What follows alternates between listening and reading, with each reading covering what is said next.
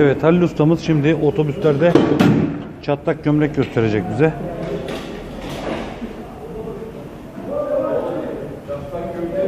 Evet.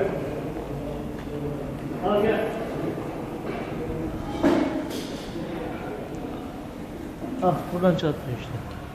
Oradan. Evet. Yani bu ortalarından böyle çatlamıyor değil mi? Bunların %90'ı buradan çatlıyor. O manlarda yandan çatlıyor. Şimdi normalde yandan ama bunların yükseklerinden biraz buradan patlıyor. Yani o zaman şöyle diyelim. Antivirüs siz de kullansan burayı kolay kolay delemiyor o zaman. Ya deler ama belli bir süre. Yani hatta 1 milyonda derler, 2 milyonda derler. Anladın mı? O şekilde. Evet. DAF motorunun gömlek çatlağı. Bu şekilde. Halil ustamız da burada.